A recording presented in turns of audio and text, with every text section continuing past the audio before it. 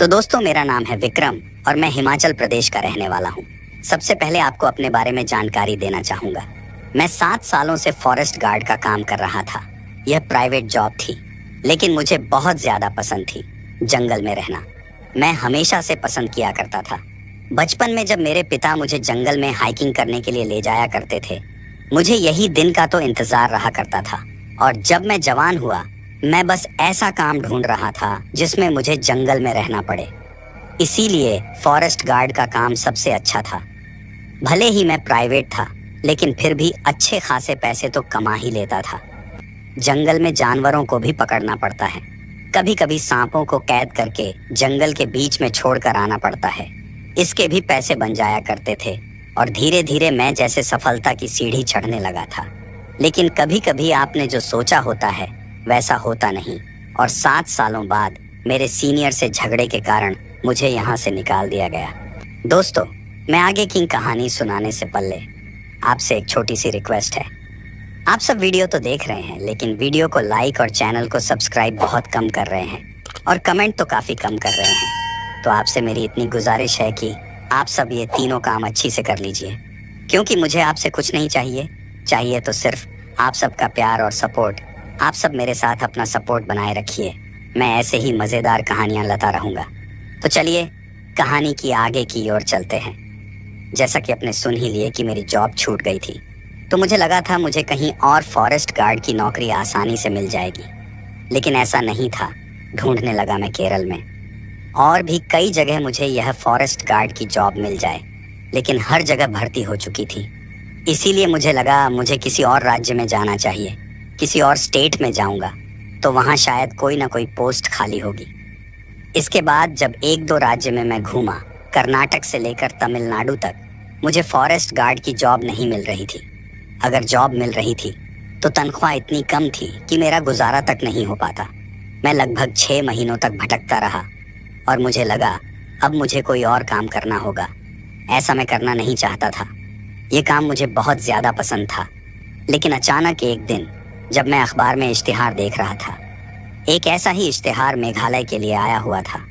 मैं हैरान, इतनी दूर मेघालय के एक फॉरेस्ट गार्ड की नौकरी का इश्तिहार यहाँ क्यों इस स्टेट में। लेकिन वह छोटा सा इश्तिहार, और मैं मेघालय पहुँच गया। वहाँ जो जगह बताई गई थी वह काफ़ी अजीबोगरीब थी। जंगल के बीच बसे हुए एक गांव में एक झोपड़े में मुझे इंटरव्यू के लिए बुलाया गया। फ़ोन पर मैंने बात कर ली थी, अपने बारे में सब कुछ बता दिया था, और उन्होंने कहा था फ़ोन पर ही बताया जाएगा कि काम मिल सकता है या नहीं। मुझे हामी भरी गई थी, जिसके बाद मुझे इंटरव्यू के लिए वहाँ बुलाया गया। और जब मैं एक झोपड़े की दूसरी मंजिल पर पहुँचा, सामने एक बूढ़ा आदमी बैठा था। अब क्या बताऊँ, वह कितना बूढ़ा था। 90 से 95 साल का होगा, उठा नहीं जा रहा था। उससे काले रंग के कपड़े पहने, बहुत ज़्यादा कमज़ोर और कांपती हुई आवाज़ में उसने कहा था, तुम्हारा चुनाव हो चुका है। मैंने कहा, मैंने अभी इंटरव्यू दी नहीं, यहाँ और भी कई कैंडिडेट्स होंगे। उसने कहा, कैंडिडेट्स बहुत सारे थे, हमें बहुत ज़्यादा कॉल आई थी, लेकिन तुम्हारा रिज्यूमे देखने के बाद तुम्हारा चुनाव किया गया। क्या तुम ये काम कर पाओगे? मैंने कहा, हाँ, मैं ये काम कर सकता हूँ। उसने कहा, काम सिर्फ 1 महीने का है क्या? तुम्हें ये पता है? मैं एकदम हैरान। 1 महीने का नहीं, मैं तो फॉरेस्ट गार्ड के लिए आया था, पहले बताया गया था। या एक नौकर है, लेकिन सिर्फ 1 महीने के लिए। ये तो छोटा सा काम हुआ ना, उस बूढ़े आदमी ने कहा। काम छोटा है, लेकिन तनख्वाह 2 साल के बराबर मिल जाएगी। 5 लाख रुपए सिर्फ 1 महीने के लिए। अगर तुम हामी भरते हो तो तुम कर सकते हो। वैसे तुम काबिल लगते हो। मैं सोचता रह गया था, 1 महीने के लिए 5 लाख कौन देता है? लेकिन मुझे इसमें कुछ गड़बड़ लगने लगी थी।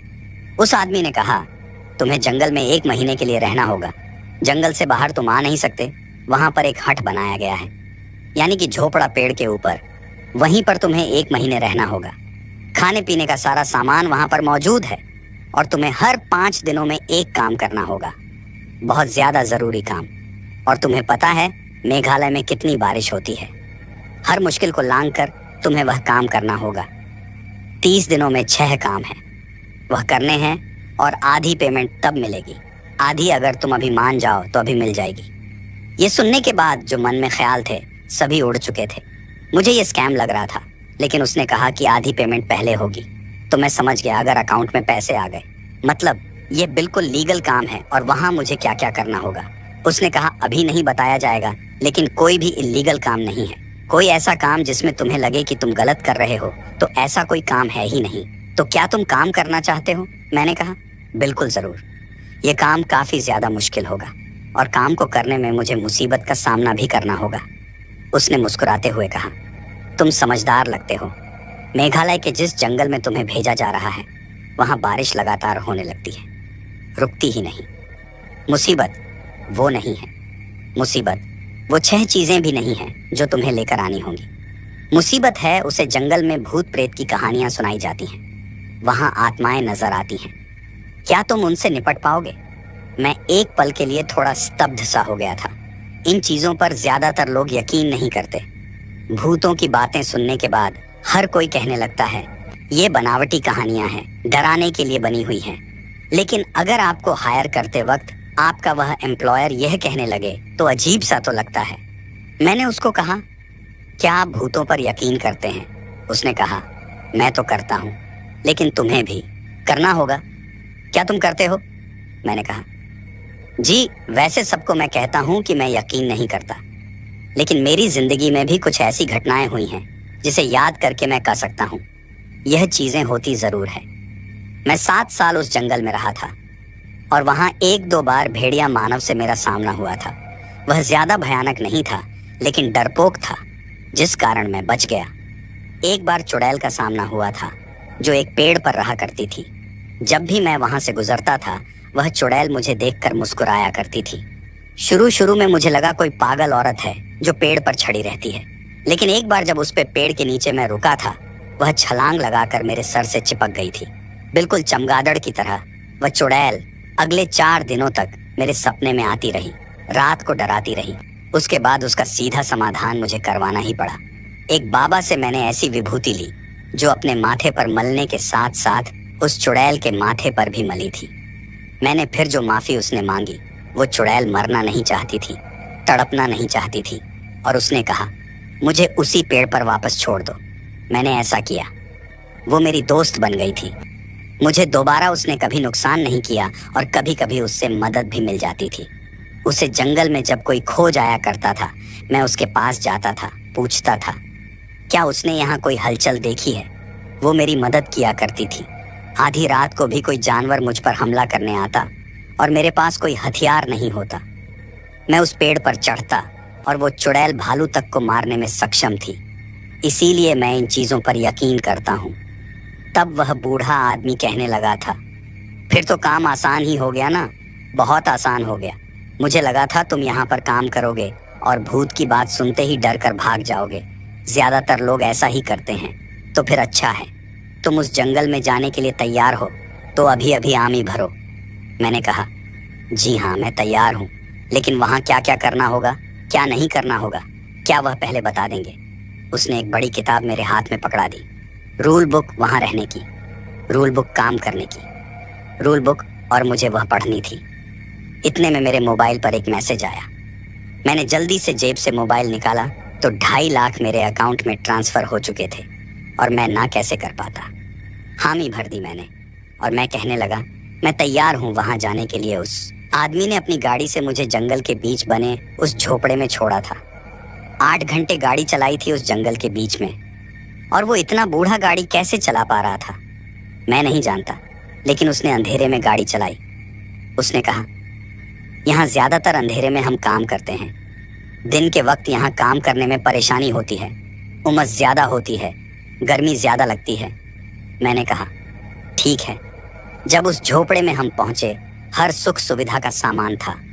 बड़ी सीढ़ी ऊपर से नीचे पहुँचने के लिए, और ऊपर तक कोई जानवर नहीं चढ़ सकता था। उस सीढ़ी के बिना ऊपर चढ़ा ही नहीं जा सकता था, और एक्स्ट्रा सीढ़ी आसपास बहुत ज़्यादा पड़ी थी कि गलती से एक आध टूट जाए या कोई जानवर अचानक आ जाए और मैं किसी भी सीढ़ी का इस्तेमाल कर पाऊँ।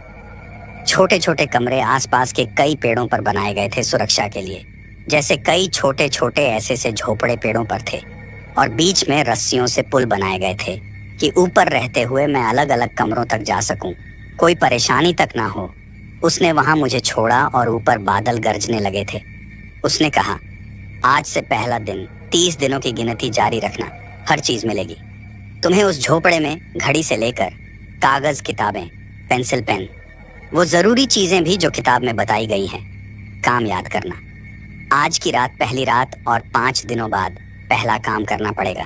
तुम्हें पढ़ो किताब को। अब दोबारा तुम्हें 30 दिनों बाद लेने के लिए आऊंगा। खाने की हर चीज ऊपर पड़ी है। अगर और भी ज्यादा जरूरत हुई तो अलग अलग कमरों में देखते जाना। दूर दूर देखो कितने कमरे हैं। मैं दूर दूर के पेड़ों को देखता गया। कमरे इतने ज्यादा बनाए गए थे, एक एक घर जैसे, हर एक पेड़ पर दूर दूर तक हवा में उड़ता हुआ यह एक शहर जैसा था। जैसे ही वह बूढ़ा आदमी गाड़ी लेकर वहां से गया, यहाँ बारिश शुरू हो चुकी थी और मैं इस बारिश में भीगना नहीं चाहता था। जल्दी से पास में पड़ी वह सीढ़ी लगाकर ऊपर वाले उस झोपड़े में मैं चढ़ गया। जैसे ही झोपड़े के अंदर गया, ये कोई साधारण जंगल में बना झोपड़ा नहीं था। 5 स्टार होटल की तरह था। अंदर 3 कमरे, 3-4 पेड़ों के साथ जुड़ा हुआ ये बड़ा झोपड़ा। अंदर से बहुत अच्छा, किताबें, सीडीज, टीवी, हर चीज मौजूद थी यहाँ पर।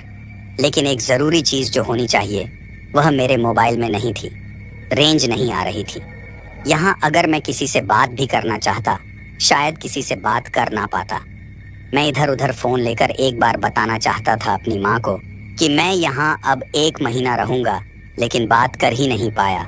लेकिन कोई बात नहीं, मेरी माँ को पता है कभी कभी मैं जंगल में जा जाता हूँ तो 2-4 महीने वहाँ काम करना पड़ ही जाता है। यहाँ सिर्फ 1 महीना रहना होगा और वैसे भी मेरे अकाउंट में 2.5 लाख तो आ चुके हैं। अगर माँ इस्तेमाल करना चाहे तो एटीएम उसी के पास तो है। बारिश बहुत ज्यादा तेज थी, लेकिन अंदर महसूस हो ही नहीं रही थी। बादल गरजते, लेकिन मैं बस उन किताबों को ढूंढता, नोवेल को पढ़ता। पहली रात मैंने ऐसे ही गुजार दी। सुबह सुबह जब मैं उठा, 8 बज चुके थे। बारिश नहीं रुकी थी। कल से बादल भले ही गरज ना रहे हों, लेकिन बारिश हुए जा रही थी। अब मुझे लगा बारिश में तो रहना होगा। मेघालय में हूँ मैं।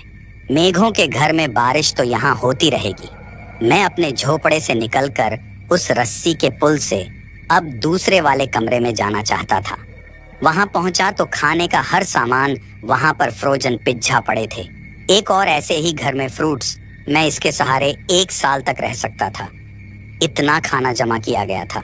वहां शायद यहाँ काम इसी तरह से करना होगा।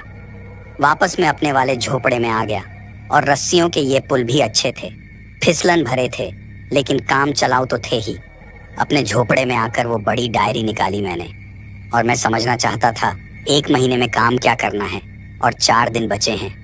मुझे पहला काम करने के लिए जंगल के अंदर जाना होगा। क्या काम है वो तो समझना होगा। मैं जब उस डायरी को खोल चुका था, उसमें कुछ नियम थे और उन नियमों को मानना था, तभी यह काम सही से हो पाता। सबसे पहले पन्ने पर नक्शा बनाया गया था इस जंगली इलाके का और इसमें 5 खास निशान दिखाए गए थे और एक बड़ा आखिरी निशान। मुझे एक एक करके उन 5 जगहों पर जाना था और 3वें दिन उस छठी जगह से कोई खास चीज को लेकर आना था। इसके बाद मेरा काम पूरा हो जाता। नीचे एक बड़ा सा हॉल बनाया गया था। उस हॉल में सामान रखा है। अब वहां से लाई गई चीजों को यहाँ रखना है।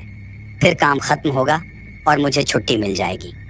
यह सब मुझे पूरा करना है। और पहले पन्ने में सिर्फ नक्शा देख मैं समझ गया था मुझे अलग अलग दिशाओं में जाना है, लेकिन वहां क्या क्या मौजूद है वह आगे वाले पन्नों में मुझे पढ़ना था।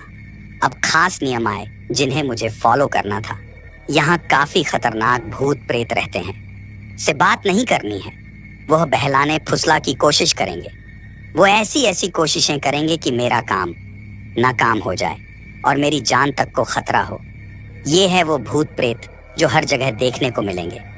लेकिन इन 6 जगहों पर अजीब अजीब भूत प्रेत पिशाच जैसी चीजें हैं। उनसे भी बचकर रहना है, बचकर भी रहना है और वहां से चीजें भी लेकर आनी है। खास जड़ी बूटियां जो सिर्फ यहीं पर पाई जाती हैं, खास धातु जो सिर्फ यहीं पर पाए जाते हैं। इन अलग अलग जगहों पर वो चीजें हैं और वह सारी चीजें 30 दिनों में इकट्ठी करनी होती हैं। हर 2-4 साल बाद उन चीजों की जरूरत पड़ती है और इतने से इतने साल निकल जाते हैं। दोबारा किसी को काम पर रखा जाता है। अगर मैंने ये काम अच्छे से किया, शायद 2-3 साल बाद फिर से 5 लाख का ऑफर मिलेगा, सिर्फ 1 महीने के लिए। ये काफी अच्छी चीज है। मुझे लगा अगर मैं कहीं और काम करने भी लगा तो यहाँ आ जाया करूंगा। 1 महीने के लिए ये काम कर दिया करूंगा, 5 लाख लेकर निकल जाऊंगा और भविष्य में ये पैसे बढ़ेंगे भी, महंगाई के हिसाब से हो सकता है। अगली बार 10 लाख मिले, पूरा दिन बारिश होती रही। 2-3 फिल्में देखी। मैंने रात कब हो गई पता ही नहीं चला। रूल बुक के कुछ पन्ने मैंने पढ़ लिए थे, कुछ छोड़ दिए थे। मुझे पता था पहला काम क्या करना है, इसीलिए बाकी आगे वाले पन्ने फिर पढ़ूंगा। सावधानियां समझ चुका था। रात के वक्त बारिश खत्म हो गई। 9 बजे के करीब मैंने बाहर वाली वह फ्लड लाइट जला दी ताकि आसपास रोशनी हो जाए। बिना बारिश के बाहर देखूं तो सही क्या है। जैसे ही झोपड़े के बाहर निकला, मैंने इधर उधर देखा। हर पेड़ पर उल्लू ही उल्लू, सफेद रंग के, और वह अजीब सी आवाजें निकाल रहे झुंड था।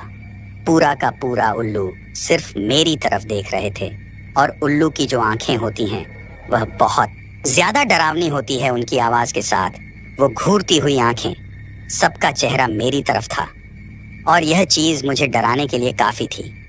बहुत सारी ऐसी चीजें हैं हमारी इस दुनिया में जो हमारी समझ में नहीं आती, लेकिन मौजूद होती हैं। जब आपके साथ ऐसी कोई घटना हो जाए तब समझ में आता है। और मैं ज्यादा बहादुर नहीं, कुछ डरपोक भी हूँ। जल्दी से झोपड़े के अंदर आ गया। मैं खिड़की से देखने लगा। वो घूरती हुई लगभग 1000 आंखें थीं, 500 से ज्यादा उल्लू, जो इस झोपड़े की तरफ और खिड़की की तरफ टकटकी लगाए देखे जा रहे। इसके बाद जैसे मुझे लगा कि बाहर देखना ही नहीं है, सुबह निकलूंगा। डर लग रहा है। मैं 5वें दिन काम करूंगा, बाकी दिन तो काम मुझे करने नहीं। लेकिन जब दोबारा मैं उस डायरी को पढ़ना शुरू हुआ अगली सुबह, तो मैंने ध्यान दिया ये काम मुझे रात को करने हैं। दिन के वक्त उन जड़ी बूटियों की धातुओं की पहचान नहीं की जा सकती। ये काम रात को ही करना होगा, यानी रात को बारिश वाले इस जंगल में मुझे दूर दूर जाकर सामान लेकर आना होगा। अगले दिन बारिश सुबह सुबह ही शुरू हो गई। यहाँ से बाहर निकलना बहुत मुश्किल हो रहा है। जंगल में घूमना मुझे पसंद है, लेकिन अगर बारिश रुके ही ना तो आप करेंगे क्या? और सुबह सुबह कुछ रोशनी थी, बारिश भले ही थी। मुझे लगा नीचे जाकर देखना चाहिए। जैसे ही मैं नीचे उतरा, आवाजें आ रही थी। पास से, वो पेड़ों के पास से आ रही आवाजें मुझे डराने लगीं, और मुझे लगा क्या चीज है यह। मैंने आसपास भेड़ियों को देखा। 2-3 भेड़िए थे जो पेड़ों के इर्द गिर्द घूम रहे, जैसे घात लगाए हों। मैं नीचे उतर आया था, सीढ़ियों से काफी दूर, और मुझे पता है भेड़ियों से बचने के लिए हरकत नहीं करनी। अगर उन्हें पता लग गया इंसान आसपास है तो वह इंसानों पर हमला कर सकते हैं। यह सावधानी में बरत रहा था। पेड़ के पास खड़ा होकर मैंने देखा वो तीनों भेड़िए घूमने लगे, गोल गोल, और उन्होंने जैसे मुझे पहचान लिया हो। सामने थी सीढ़ी, इस तरफ मैं, और बीच में रास्ता लगभग 100 फुट का था। भेड़िए मुझे पकड़ सकते थे। मुझे अपनी जान बचाने के लिए सबसे तेज भागना था। मैं भागा। सीढ़ी की तरफ मुझे ऊपर चढ़ना था। मुझे इस खतरे का अंदाजा नहीं था। मुझे कोई ना कोई हथियार पास रखना चाहिए था। यह सोचकर सीढ़ी की तरफ मैं भागा जा रहा, इतनी तेज कि मेरी जिंदगी और मौत का सवाल था। एक भेड़िया छलांग लगाकर सीढ़ी के बिल्कुल सामने था, और मेरी फिसलन भरी उस मिट्टी पर जैसे कदम ना पड़ने के कारण गिरने की नौबत आ गई। और जब मैं गिरा, उसके जबड़े मेरे सर के पास थे और मौत मुझे घूर रही थी। उसकी वह गुरानी की आवाज यह सी आवाज थी, लेकिन उसने मुझ पर हमला नहीं किया। वह एक तरफ हो गया। बाकी 2 भेड़िए भी एक तरफ बैठे हुए देख रहे थे कि वह क्या कर रहा है। उस भेड़िए ने मुझे एक तरफ होकर उस सीढ़ी पर चढ़ने का रास्ता दिखाया। वह एक तरफ हुआ पड़ा था, और मैं आराम से सीढ़ी के करीब गया। पीछे मुड़ा तो उसने मुझ पर हमला नहीं किया। वह चाहता तो मुझे मार सकता था। अगर हमला करना होता, आसानी से मार सकता था। वो मुझसे बहुत ज्यादा तगड़ा था। उसकी आंखों में मेरे लिए दया दिखी थी। जिंदा छोड़ा था उसने, और मैं उन सीढ़ियों पर चढ़ा। जल्दी से उस सीढ़ी को एक तरफ गिरा दिया। एक तरफ रस्सियों वाली सीढ़ी थी जिससे ऊपर से नीचे उतरा जा सकता था। मैं उसे भी ऊपर तक खींच ले आया, वो ऊपर ना आ जाए। तीनों भेड़िए नीचे बैठे थे, मेरी तरफ देखे जा रहे, ऐसे देख रहे थे जैसे वह भेड़िए नहीं, इंसान हो। इंसानों की आंखें ऐसी होती हैं जब वह किसी के बारे में सोच रहे होते हैं, ताड़ रहे होते हैं। वह भेड़िए इतने करीब से जिंदा छोड़ने के बाद मुझे नीचे बैठे ताड़ रहे थे। मैं घबरा गया था, और मैं वह रात बाहर नहीं निकला।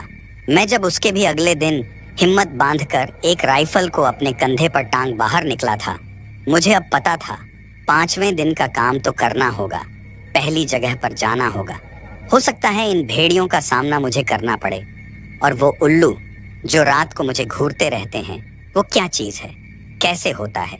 रात को बारिश खत्म हो जाती है, दिन के वक्त बारिश चलती ही रहती है। रात का वक्त था और उल्लू के उस भीड़ भरे झुंड के बीच से मैं सीढ़ियों से नीचे उतरे। मुझे कभी तो उन उल्लू से डर लगता तो कभी इंतजार रहता, भीड़ पीठ पीछे वार ना कर दे, लेकिन काम तो करना था। इतना खतरा कभी जंगल में महसूस नहीं हुआ जो आज हो रहा था। उन पेड़ों के बीच से झाड़ियों को चीरता हुआ, हाथ में वह तेज धार हथियार जैसे औजार की तरह बना हुआ टेढ़ सा, जो झाड़ियां काटने में मेरी मदद कर रहा था, उसके सहारे में आगे बढ़ रहा उन झाड़ियों की नोक को एक कतार में पीछे करते हुए वहां मुझे पगडंडी साफ साफ दिख रही थी। यह पगडंडी का इस्तेमाल बहुत समय पहले पहले हुआ होगा। नीचे पत्थरों से कच्ची सड़कें बनाई गई थी, लेकिन इनका इस्तेमाल हुए समय शायद बहुत ज्यादा हो गया था। मैंने उसी सड़क का इस्तेमाल किया आगे बढ़ने के लिए, और जैसा कि नक्शा था मुझे सही दिशा में ले जा रही थी। वह पगडंडी चलना मुझे 4 घंटे पड़ता, इतना लंबा सफर था। रात को तय करना था। 10 बजे चला। मैं 1 बजे के करीब उस जगह से कुछ ही दूरी पर था। मैं उस जगह पहुंच गया था। यहाँ पर एक लाल रंग का पेड़ लगा हुआ था। अंधेरे में टॉर्च की रोशनी में उसकी वह लाली साफ दिख रही थी। पत्ते भी लाल, तने भी लाल, और जड़ों के पास भी मिट्टी लाल हुई पड़ी थी, जैसे खून से सना हुआ वह पेड़ हो। और डायरी में इसका लक्ष्य बताया गया था। मुझे करना क्या है? मुझे एक बाल्टी में इसका रस निकालना है, और इसका रस खून की तरह लाल होगा। वो बाल्टी इस रस से भर देनी है। मैंने जैसे ही एक तेज धार नुकीले चाकू से उस पर वार किया, उससे लाल रंग का खून निकलने लगा था। एक टहनी से बाल्टी भर गई। एक टहनी से इतना खून निकला, मैं सुगंध ले रहा था उस खून की, लेकिन वह अजीब सी महक जैसे खून से आती है। यह क्या खून का पेड़ है? मुझे तो यह लेकर जाना है, पर पता नहीं यहाँ कैसे कैसे पेड़ लगे हुए हैं। वहां मुझे एक काले रंग की परछाई नजर आई। चलती हुई हमेशा परछाई दीवार या जमीन पर बनती है। परछाई उठी हुई इंसानों की तरह कभी नहीं होती। 3D परछाई थी जो चलती हुई मेरे करीब आई, मुझे छूने की कोशिश की। मेरे कान के पास अजीब सी आवाज, और मैं घबरा गया। बाल्टी लेकर जो भागा, मैं काम मेरा हो गया था। अब समय बर्बाद करने से कोई फायदा नहीं। यहाँ मुझे प्रीता आत्माएं नजर आएंगी। पहले बताया गया है भूत नजर आएंगे। पहले बताया गया है मुझे बस काम करना है और निकलना है। पहली रात का यह काम खत्म हुआ। पहला काम खत्म हुआ। मैं भागा। वहां से आसपास से मुझे एक एक करके परछाइयां दिखने लगी। धीरे धीरे वह परछाइयां प्रेत आत्माओं का रूप ले रही थीं। लोगों के चेहरे देख पा रहा था। मैं वो भूतों को देख पा रहा था। उनके मुंह सिले हुए थे। वो होंठ हिल नहीं रहे थे, जैसे सिल दिए गए हों, धागे फंसाए गए हों। प्रेत आत्माओं को किसी ने बांधा हुआ था, और मैं खून से सनी वो बाल्टी खींचकर 5 घंटे में वापस लेकर आया था।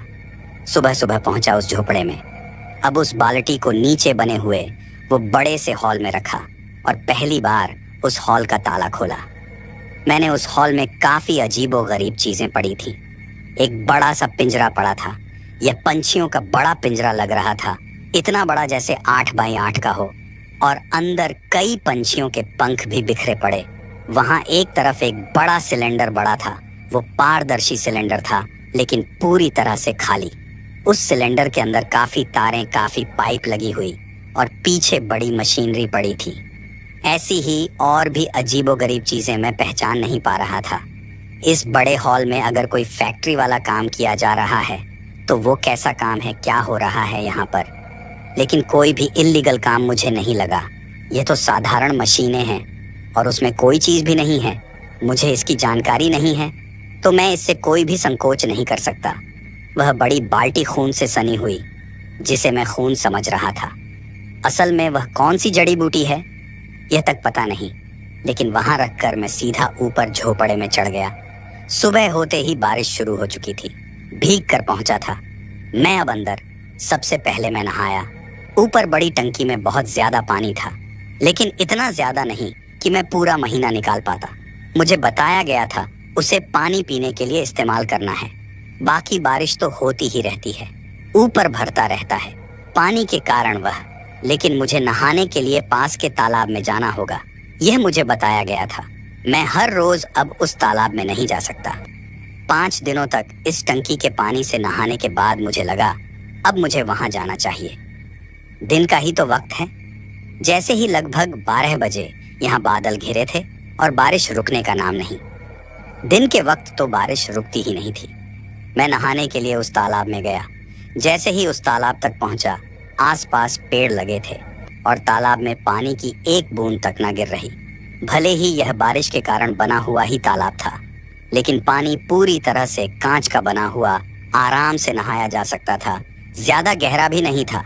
मैं जब उस पानी में उतर गया, मुझे एक चेहरा नजर आया। पानी के अंदर एक लड़की का चेहरा जो डरावना सा लगा। मैं घबराया, चीखा। मैं तालाब से बाहर आ गया, लेकिन पानी के अंदर वह चेहरा नजर आ रहा था। मैं उस चेहरे को छू नहीं पा रहा, जैसे लड़की पानी के अंदर हो। जैसे ही मैं पानी में हाथ डालता, लहरें बनने लगती। वो लड़की गायब, लहरें हटती, पानी समान होता, वो दिखने लगती। वो मुझसे बात करने की कोशिश कर रही थी, लेकिन उसके होंठ सिले नहीं थे। मुझे शब्द सुनाई नहीं दे रहे। मैं जल्दी से उस पानी से मग भर भर कर अपने ऊपर पानी डालने लगा।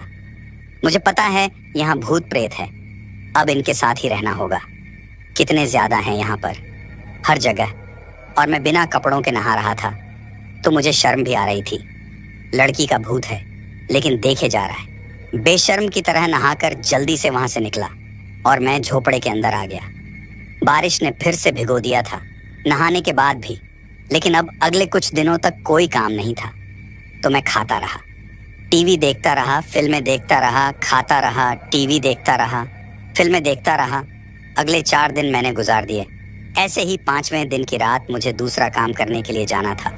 जब मैं चलते चलते उस जगह तक पहुंच गया था, रास्ते में प्रीत आत्माएं बहुत दिखी थीं, लेकिन सभी के मुंह सिले हुए थे। ऐसा लग रहा था यहाँ पर जितनी भी प्रीत आत्माएं हैं, सबके मुंह जैसे कोई सिल देता है। ऐसी शक्ति किसके पास हो सकती है? यहाँ बहुत कुछ भयानक देखने को मिलेगा, लेकिन इसी के साथ ऐसे ही जंगलों में शक्तिशाली औषधियां भी तो मिलती हैं। यही सोचकर मैं उस पेड़ के करीब पहुंचा, और जैसा कि डायरी में बताया गया था, बड़े बड़े सेब जैसे लाल रंग के फल दिखेंगे। वह कौन से फल हैं, उसका नाम तक बताया नहीं गया, लेकिन उन फलों को तोड़ कर लाना है। उन फलों को एक टोकरे में भरना है और उसके बाद वापस चलना है। मैं उस पेड़ के करीब गया। पहले फल को तोड़ने वाला था, मेरे उस शर्ट के कपड़े के बीच से हाथ निकला, यानी जहां से मेरा हाथ निकला हुआ, वहीं से काले रंग का हाथ और बाहर की तरफ निकला, जैसे कोई मेरे ही कपड़ों के बीच छिपा हुआ हो। मेरी चीख निकल गई। मैंने हाथ अपना पीछे की तरफ खींचा और वो हाथ भी मेरे कपड़ों के बीच पहुंच गया।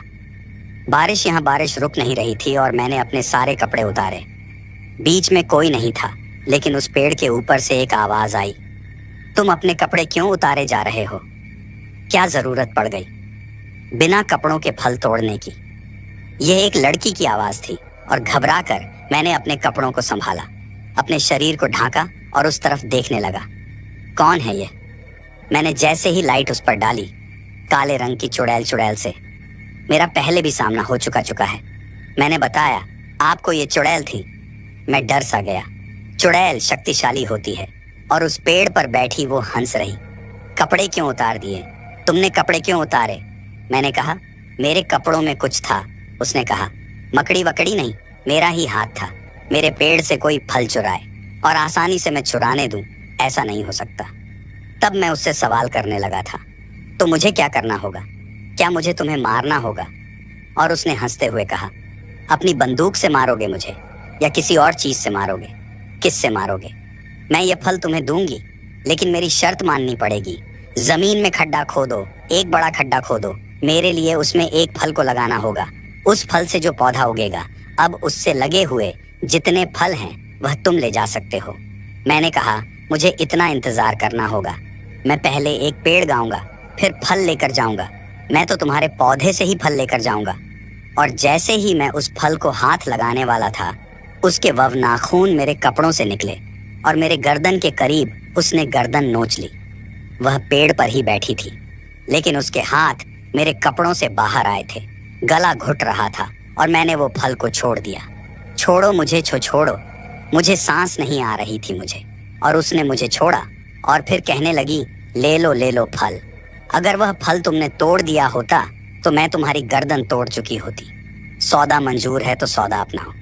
मैं अब मजबूर था, क्या करूं, फल कैसे लेकर जाऊं? और उसने कहा, तुम्हें जैसा कहा है वैसा करो, तुम्हें फल मिल जाएगा। आज की रात थी, अब उसने यह कहा था। मुझे लगा उसकी बात माननी होगी। मैंने बड़ा खड्डा खोदा। अब उस बड़े खड्डे को खोदने के बाद उसने मुझे एक फल तोड़कर पकड़ाया, खुद पकड़ा दिया था। मुझे अब समझ में नहीं आ रहा मैं क्या करूं, इस फल को लेकर भाग जाऊं, लेकिन एक से काम नहीं बनेगा। बताया गया है कि टोकरी भरनी है, टोकरी कैसे भरूंगा? मैंने वैसा ही किया जैसा उस चुड़ैल ने कहा। खड्डे के बीच में वो फल को रखा, मिट्टी से ढक दिया। फिर मैं उसकी तरफ देखने लगा। अब क्या करूं, इससे पौधा कब उगेगा? और उससे पौधा 10 सेकंड में उगा, ऊपर की तरफ बढ़ा, मुझे 5 फुट ऊपर उछाल दिया और मैं वहां खड्डे में जा गिरा। फिर से वह पेड़ ऊपर की तरफ गया और भर भर कर फल उस पर लग गए। इतनी जल्दी पेड़ लगा, इतनी जल्दी फल लगे, पता ही नहीं चला। और तब सामने से वह चुड़ैल कहने लगी थी, यह तुम्हारा पेड़ है, जो मर्जी करना चाहो कर सकते हो। वो मेरा पेड़ था, मेरी मर्जी, जो मैं करना चाहूं। तुम्हारे पेड़ से तुम्हारा कोई फल चुराए तो तुम उसे मारने का हक रखते हो, उसी तरह मेरे पेड़ से कोई फल चुराए मैं मारने का हक रखती हूँ, लेकिन उधार दिया तुम्हें फल। अब अपने पेड़ से एक फल तोड़ कर दो मुझे मेरे पेड़ पर लगाने के लिए, जो तुम्हें उधार दिया था। मैंने उस पेड़ से फल तोड़ा, उसकी तरफ फेंका, और वह फल उड़ता हुआ उसी जगह लग गया जहां से उसने मुंह तोड़ कर दिया था। इसके बाद मैं उससे पूछने लगा, अब क्या मैं इस पेड़ से फल तोड़ सकता हूँ? उसने कहा, हाँ तोड़ सकते हो, ये तुम्हारा ही पेड़ है। मैंने जैसे ही पहला फल तोड़कर टोकरी में रखा, टोकरी भर गई। एक ही फल के जैसे कई हिस्से हो गए, वह कई फल अपने आप बनते गए, पूरा टोकरा भर गया। मैं अब देख रहा, यह तो एक फल था, ये इतने कैसे बन गए? उसने कहा, यही तो जादुई फल है। यह फल रूह को शरीर से अलग करता है, अपने भी कई रूह रूप बना लेता है। जैसे ही टोकरी से एक फल निकाला, वह सारे फल गायब, सिर्फ एक बन गया। जैसे ही टोकरी में डाला, वो बहुत सारे फल बन गए, टोकरी भर गई। इसके बाद मुझे समझ में नहीं आ रहा। मैंने कहा, मुझे टोकरी भरकर लाने के लिए कहा गया, लेकिन इसमें सिर्फ एक फल आ रहा है। उसने कहा, टोकरी तो भर गई, काम तो तुम्हारा हो गया। जो भी यहाँ से लेने आता है, एक ही लेकर जाता है, एक से टोकरी भर जाती है। अब मैं उस टोकरी को लेकर इधर आ रहा, और उधर मेरा यह फल जब पेड़ से दूर हुआ, तभी वह पूरा का पूरा पेड़ गल गया, खड्डा भर गया, और वह मुस्कुराती हुई कहने लगी, फिर मिलेंगे, मौका मिला तो। मैंने कहा, कोई बात नहीं, 3 साल बाद फिर से आऊंगा। यह कहकर वहां से मैं निकल आया। उस टोकरे को मैंने हॉल में रखा, और अब मैं सोच रहा, यह फल अब 30 दिनों में मैं गल तो नहीं जाएगा, लेकिन उस डायरी में बताया गया था, मेरा काम फल को उस बड़े हॉल में रखने का है। बाद में गलता है या नहीं, वो मेरा काम नहीं। उसके बाद अगले 4 दिनों तक आराम, कोई काम नहीं, सो खाओ, यही काम करते 5वां दिन आ गया। अब ये 15वां दिन था, और तीसरा काम रात के 8 बजे ही मैंने तैयारी कर ली थी।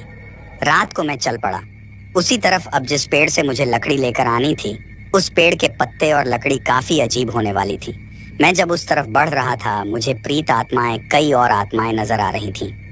वह जैसे मुझे डराने की कोशिश कर रही, लेकिन हर किसी की उंगली एक तरफ, एक उत्तर दिशा की ओर जाने वाले रास्ते की तरफ। हर किसी की उंगली मुझे वह वहां जाने को कह रहे थे। और जैसा कि मुझे बताया गया, किसी पर भरोसा नहीं करना है।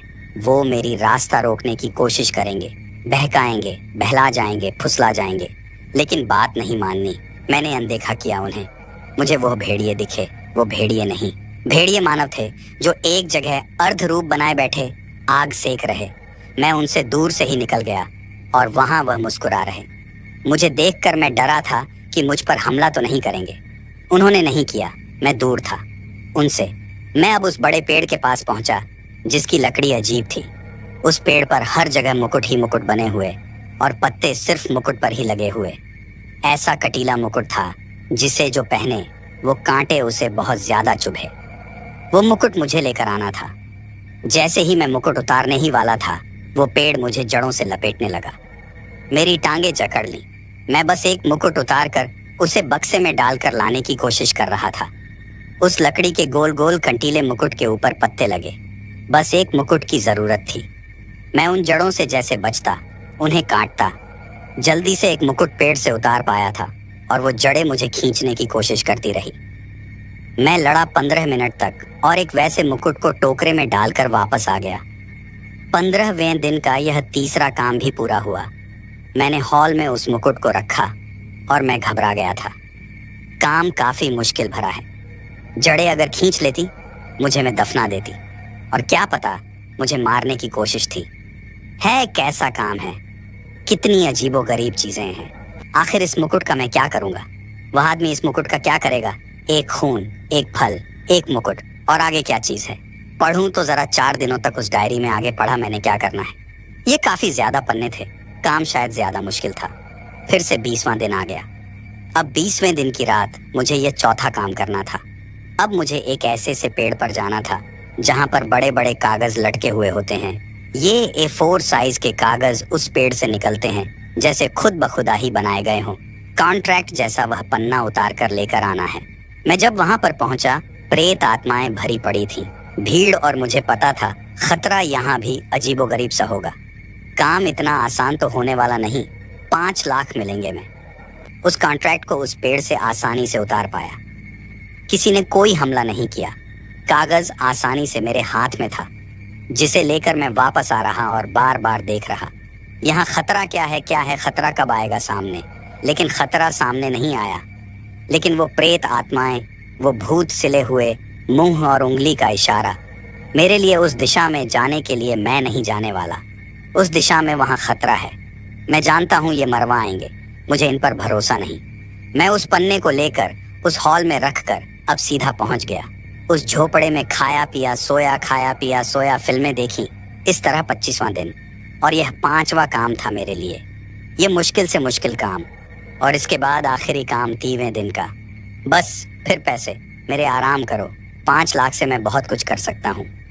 25वें दिन रात के वक्त आप पिछले 2-3 दिनों से बारिश ही नहीं रही थी। मैं अलग अलग घटनाओं से वाकिफ हो चुका था। उल्लूहों का दिखना, मनहूसियत, वहाँ भेड़ या मानवों का घूमना, वहाँ चुड़ैलों का दिखना, डायने, ऐसी शक्तियाँ मुझे हर जगह दिखा करती थीं, और मैं आदी हो गया था। कोई नुकसान नहीं पहुँचाता था, जैसे वह भी मुझे अपने जैसा ही समझते थे। बिना उन्हें खतरा दिखे कोई भी मुझे नुकसान नहीं पहुँचाता, और आराम से मैं घूमता फिरता।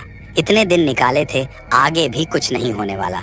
अब मैं आदी हो गया था, और मैं जब उस पेड़ तक पहुँचा, यहाँ 25वें दिन का काम था। एक कलम को लेकर आना एक पेड़ पर। यह कलम एक औषधि की तरह है, ये बताया गया था उस डायरी में। लेकिन ये नहीं बताया गया, यह कलम लेने से पहले यह पेड़ के ऊपर के जिन्न से मुझे अनुमति लेनी होगी। जैसे ही कलम उतारने वाला था, एक भयानक आवाज ने मुझे डरा दिया। तुम इस कलम का क्या करोगे? मैंने कहा। तुम कौन हो? तुम कौन हो? कहाँ से आई? आवाज उस जिन ने कहा। मैं एक जिन हूँ, यह पेड़ मैं हूँ। यह आवाज पेड़ से आ रही थी। उस पेड़ का आकार इंसान जैसा था, जिस पर कई कलम लगी हुई थी। मैं जवाब क्या देता, मुझे कुछ पता ही नहीं था। मैंने कहा, मैं कलम लेने आया हूँ, मुझे सिर्फ एक कलम चाहिए। उसने कहा, यह रूह का सौदा करने वाली कलम है, क्या करोगे? तुम्हें पता भी है इसका इस्तेमाल क्या होता है? मैंने कहा, मुझे नहीं पता, मुझे काम दिया गया है, और यह औषधि की तरह इस्तेमाल की जाएगी। इसके आगे क्या काम होगा मैं नहीं जानता, बस इस कलम को लेकर जाना है। और हंसते हुए उससे जिन ने कहा था, ले जाओ, ले जाना चाहते हो तो ले जाओ। मैं उस कलम को उस पेड़ से तोड़ कर ले आया। रास्ते में वो खड़ी हुई, उंगलियां दिखी थी। मुझे काम हो चुका था मेरा 25 दिनों का। अब 30वें दिन जो काम होगा, कहीं जाना नहीं पड़ेगा, हॉल में करना है मुझे। यानी सारा काम तो हो गया। जाने वाला कलम रखी मैंने हॉल में, और उसके बाद फिर से झोपड़े में चढ़कर अब मैं बोरियत का एहसास कर रहा था। काम तो खत्म हो गया, अब आखिरी काम 26वें दिन करवा लेना चाहिए था। 30 दिनों का इंतजार क्यों? 30 दिनों में क्या होगा? अब 2-2 दिन मुझे लगा। दिन के वक्त बारिश तो हो नहीं रही, लेकिन घुप अंधेरा जरूर हो जाता है। दिन के वक्त यहाँ बादल घिरे ही रहते हैं। मेघालय मेघों का घर अब दिन के वक्त घूम कर आता हूँ। मैं घूमने लगा उन भूतों, प्रेतों, चुड़ैलों के बीच, जैसे वो भी मुझे परिवार का हिस्सा लग रही थी। भेड़िया मानव जो बात नहीं करना चाहते थे और बहुत गुर्राते। तब मैं थोड़ा सा शर्म खाकर दूर हो जाता। रूप बदलते, वो शर्माते थे, तब गुस्सा आता था उन्हें। मैं उनसे दूर रहता। किसी चुड़ैल प्रेत ने मुझ पर हमला नहीं किया। कोई भी बात नहीं करना चाहता था। किसी बाहर वाले से बात करना शायद वह सही नहीं समझते हो। इशारे वो प्रेत आत्माएं करती थीं, जिनके मुंह से ले हुए थे, लेकिन वह बात नहीं कर पाते, शब्द समझा नहीं पाते, लेकिन उनका इशारा हमेशा एक दिशा में रहता। वो मुझे उस पगडंडी पर जाने के लिए कह रहे हैं, या वहां कुछ और है। देख कर आता हूँ। डायरी में कहा गया था, उस बूढ़े ने बताया था। उनकी बात पर भरोसा नहीं करना, लेकिन मुझे लगा देखकर तो आता हूँ यहाँ चल क्या रहा है। ये मुकुट, ये कलम, ये कागज, ये फल, ये खून, इसका क्या होना है मैं नहीं जानता। तो यहाँ भी जा आता हूँ, कह दूंगा भूला भटका चला गया था, रोका तो कहीं नहीं गया। कहीं जाने से तो घूम कर आता हूँ। नक्शे में उस दिशा के बारे में कुछ नहीं बताया गया था। वहाँ वीरान जंगल है, बस यही था। चलते चलते पगडंडी मुझे कहाँ तक ले गई मैं नहीं जानता, लेकिन उस जगह खंडहर में जैसे पुराने जमाने का कोई किला हो। मैं उस खंडहर में सामने पड़ी एक लाश देख रहा था। इंसानी लाश। मेरे हाथ पांव फूल गए। क्या है ये, क्या है ये? जैसे ही मैंने उस लाश को पलट कर देखा, यह उस बूढ़े आदमी की लाश थी। उसका वह सड़ा हुआ चेहरा, भयानक गंदा सा चेहरा। मैं पहचानता हूँ। उसके हाथ में एक डायरी और वो मौत के घाट वहां पड़ा हुआ। ये क्या? ये तो मारा गया। बाकी पैसे कौन देगा? ये बूढ़े ने बताया। खुद नहीं, यहाँ खुद आ गया, बिना मुझे बताए, और मारा गया ठंड के कारण। अब मरने की उम्र है तो मर ही गया ना। लेकिन अब मैं क्या करूं? अब काम 30वें दिन होगा या नहीं होगा, कौन बताएगा? डायरी में तो लिखा नहीं गया। वो बूढ़ा कह रहा था, खुदा कर बताएगा तो वो तो मरा पड़ा है। अब क्या करूं?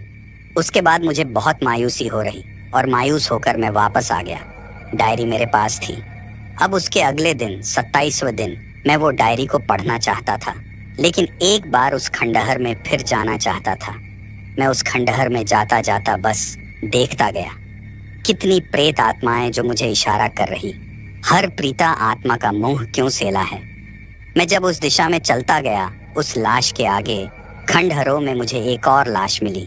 उस बूढ़े के हमशक्ल की लाश, बिल्कुल वैसा सिकुड़ा हुआ जैसे उसका कोई जुड़वा भाई हो। वहां आगे इंडरों में उसके जुड़वा कई मिले थे। लाशें गिरी हुई, शरीर सड़ नहीं रहे थे। इतना बूढ़ा कि कीड़े भी क्या खाते, बचा ही नहीं था कुछ। बस कैसे जिंदा था कोई नहीं जानता। जैसे उस बूढ़े के इतने ज्यादा हमशक्ल अब मुझे लगने लगा। वह लाश भी उस बूढ़े की नहीं, उसके जैसे दिखने वाले कई लोग यहाँ क्यों हैं? लाशें ही लाशें। अब मुझे लग रहा था ये कोई गलत काम है, और ये 27वें दिन जाकर लगा। लेकिन अब जैसे हाथ ही निकल चुका है, पूंछ बची है, तो मुझे बाकी 3 दिन भी काम करना चाहिए। इंतजार ही तो करना है। ये वही बूढ़े हैं या नहीं मुझे नहीं पता।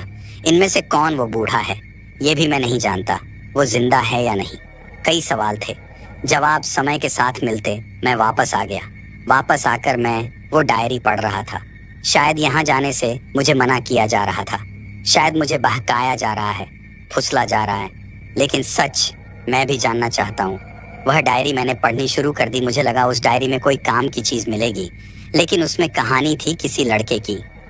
मुकेश, जो एक गांव में रहा करता था, गांव में काम किया करता था, जंगल से लकड़ी लाया करता था, पढ़ता था, बीए करने के बाद काम ढूंढ रहा था, और उसे काम यहाँ पर मिला। यहाँ 30 दिन का काम। उसने एक एक दिन के बारे में था, क्या क्या वह करता, और मैं पेज पलट गया। कैसे कैसे उसने ये सब किया, जैसे मैंने किया वैसे उसने किया। 30 दिन तक वह इंतजार कर रहा था। आखिरी काम क्या है, और 30वें दिन का पन्ना भरा नहीं था। 30वें दिन का पन्ना भरा नहीं था, यानी ये जो भी है 30 दिन उसने इस डायरी में लिखा। क्यों नहीं? क्या वो वापस चला गया या नहीं? उसके साथ क्या हुआ? मेरी दिमाग की घंटियां बजने लगी थी। भूत प्रेत का मामला है, कुछ भी हो सकता है। और उस बूढ़े की लाश, वो बूढ़े की कई लाशें क्यों हैं? वहां पर क्या चल रहा है? मैंने 28 व 29वें दिन इंतजार किया। 30वें दिन मैं भी तैयार था। मैं सोच कर बैठा था, कुछ भी हो सकता है। मुझे अच्छे से समझ कर करना होगा जो करना है। दिन उस हॉल में मैं इंतजार कर रहा था। उसका उसे शायद यह पता नहीं कि मैं कई चीजें जानता हूँ जो मुझे नहीं जाननी चाहिए थी। वो मुंह से ले हुए मुझे इशारा करके बता रहे थे उस तरफ जाने के लिए, और उसने कहा था उनकी बात नहीं माननी है। मैंने मानी थी। कई चीजें पता लगी मुझे। जब वह बूढ़ा वहां चलकर आ रहा था, बहुत ज्यादा कमजोर था, जैसे मौत करीब हो उसके, और उसने कहा, बहुत अच्छे, तुमने काम कर दिया। अब 30वां दिन है, जल्दी से काम करो, मेरा जल्दी से करो। मैंने कहा, क्या करना है? उसने कहा, कपड़े उतारो और वो खून वाली बाल्टी से नहाओ। सबसे पहले उसे अपने पूरे शरीर को धो करो, जल्दी करो। मैंने वैसा किया जैसा उसने कहा। 3रे दिन का काम। उसके बाद उसने मुझे कहा, अब तुम्हें वह फल खाना होगा। मैंने वो फल भी खाया। उसके बाद उसने कहा, वो मुकुट तुम्हें सर पर पहनना होगा। मैंने वह मुकुट सर पर पहना। फिर उसने वह कागज आगे रखवा। करर, वो जिन्न की कलम से कहा, उस पर दस्तखत करो। करो दस्तखत। अब मैं दस्तखत करने से पहले सवाल कर रहा था। जिन्न ने मुझे कहा, यह रूह को देने वाली कलम है क्या? मेरी रूह तो नहीं चली जाएगी। मुझे दस्तखत करने चाहिए या नहीं? मैंने मना कर दिया। तो उस बूढ़े ने कहा, दस्तखत तो करने होंगे, दस्तखत तो करने होंगे। उसने अपनी जेब से खंजर निकाला, ये अजीब सा हड्डी से बना हुआ खंजर। उसने कहा, दस्तखत करने के बाद इस खंजर से अपनी उंगली पर जरा सी चोट पहुंचाना, खून निकलेगा। उसे इस कागज पर लगा देना, बस काम खत्म, चले जाना, फिर चले जाना यहाँ से। मैंने वह दस्तखत नहीं किए और मैंने कहा, मैं नहीं करने वाला, मुझे नहीं पता, यहाँ कुछ गड़बड़ है, मैं यह काम नहीं करने वाला। मैंने जल्दी से कपड़े पहनने शुरू कर दिए और वह गुस्से में आ गया। तुम्हें दस्तखत भी करने होंगे, खंजर से खून भी निकालना होगा, मैं और इंतजार नहीं कर सकता, करो करो मुझे। वो यह कह रहा था और मैंने साफ मना कर दिया। मैं वहां से जाना चाहता था, लेकिन उसका वो भयानक रूप नजर आया। वो कुरूप था, लेकिन और कुरूप हुआ। उसके छोटे छोटे पंख, बड़े बड़े दांत। वह एक पिशाच था, एक वैम्पायर, और वह भयानक बूढ़ा। अब थोड़ा अकड़ गया। वह मुझे पकड़कर जैसे मुझे मारना चाहता था, और मेरे हाथ में कोई और चीज नहीं आई। वह खंजर आ गया। यह भयानक पिशाच, इसे तो मार ही देना चाहिए। मैंने वह खंजर उसकी छाती में घपा और घोंप घोंप उसे मौत के घाट उतार दिया। उसके बाद वो वहां पड़ा, धीरे धीरे राख बनने लगा। राख बनता बनता सिकुड़ता हुआ जैसे खत्म हो गया। वहां सिर्फ राख बची थी। मेरे 2.5 लाख भी गए। वह मुझे यहाँ फंसा कर चला गया। अब मैं क्या करूं? 3रे दिन का काम खत्म हो गया। अब मुझे क्या चले जाना चाहिए? गाड़ी बाहर खड़ी थी। मैं एक बार दोबारा जंगल में जाना चाहता था। जवाब जानने के लिए जब मैं जंगल में गया, वहां वो प्रेत आत्माएं, जिनके सिले थे, अब वो सिले नहीं थे, होंठ खुले थे, और वह भीड़ मुझे प्रेत आत्माओं की घेर चुकी। और उनमें से एक लड़की की प्रेत आत्मा, जो मुझे उस तालाब में दिखी थी, मुस्कुराती हुई, शुक्रिया, तुमने हमें आजाद किया। वह एक पिशाच था, जो पिछले कई 100 सालों से हर 4 साल में किसी को यहाँ बुलाकर वो काम करवाता था। वो पेड़ जिन्न चुड़ैल, वो भेड़िया मानव उसी के थे, और यह काम 30 दिनों का होता। हमें हमारी आत्मा देने के लिए सब ने आत्मा दी। हम सब वह लाशें हमारी थी जो उसके जैसी बन जाती, और वह हमारा रूप ले लेता। 4 साल तक जीता, फिर वैसा बूढ़ा बनता, फिर किसी को यहाँ बुलाता, काम करवाता, आत्मा लेता, उसके शरीर में जाता और अपने शरीर को त्यागता, वहाँ लाशों के ढेर में फेंक देता। वहाँ जितनी लाशें थीं वो उसी की थी। नए नए शरीर में जाकर वह पिशाच रूप पिशाच था, जो रूप बदल सकता है। वह खून नहीं पीता, वह शरीर पीता है, और हम सब मरने के बाद ही जान पाए। उसका अंत उसके खंजर से किया जा सकता था। उसे मारने का एक ही तरीका था, और दुर्भाग्यवश उसने वह खंजर हम हर किसी को दिया था। किसी में हिम्मत नहीं हुई, कोई समझ नहीं पाया, और तुमने गलती से उस खंजर से उसको मार दिया। हमें भी आजाद किया और उसका भी अंत हो गया। यह तुम्हारा 3वें दिन का काम उसका हमेशा अंतिम काम बन गया। वह प्रेत आत्माएं मेरे सामने ही वहां से लोप हो गई थी। मैं नहीं जानता वह पेड़ ही मौजूद है या नहीं, लेकिन वह गाड़ी लेकर मैं बस उस जंगल से बाहर भाग निकला था। मौत को छूकर आया था, वरना मेरी भी लाश वहां पड़ी होती और मैं मुंह सिला हुआ प्रेता आत्मा बना उसी जंगल में भटक रहा होता। मैं उसके बाद कई लोगों को बता पाया। अपनी यह दुर्भाग्यशाली घटना के बारे में मेरे अकाउंट में 1.5 लाख थे, बाकी 2.5 लाख कभी आए ही नहीं। कभी उस जंगल में पेड़ को ढूंढा नहीं जा सका। वहाँ कई फॉरेस्ट ऑफिसर को भी मैंने यह घटना के बारे में बताया। सब हंसकर मुझसे जैसे दूर चले गए। ये घटना पर कोई यकीन नहीं करता। जंगल में कोई झोपड़े वाले वैसे घर मौजूद हैं, किसी ने देखे तक नहीं। वह गायब हो गए। कहाँ गए कोई नहीं जानता। वो ला भी कभी ढूंढी नहीं जा सकी। वो राख वो उनकी लाशें, कुछ नहीं मिला। आज भी सोचता हूँ वह पिशाच क्या सच में मारा गया था? क्या मैंने उसका वह 30 दिन का काम कर तो नहीं दिया और उसने मुझे वहां से भगा भी दिया चालाकी के साथ? या सच में मैंने उन प्रेत आत्माओं को आजाद कर दिया और उस पिशाच को मार दिया? आज भी अपने आप पर शक सा होता है। मुझे जाने क्यों कुछ अजीब सा लगता रहता है। आपको क्या लगता है वहां सब खत्म हो गया? अगर हो गया तो चीजें कहाँ गई? सब चीजें कहाँ गई? आप इसका जवाब दे सकती हैं। क्या वह आज भी जिंदा है और इंतजार कर रहा है किसी और का वह नौकरी करने के लिए? और क्या आप ऐसी नौकरी करना चाहेंगे? 30 दिन की 5 लाख, जिसमें 2.5 लाख मुझे नहीं मिले और शायद आप पूरे 5 लाख कमा सके। क्या करना चाहोगी? यह नौकरी करनी चाहिए। आप सब कमेंट में हाँ या ना में जवाब दे सकते हैं। तो दोस्तों, ये थी हमारी आज की कहानी।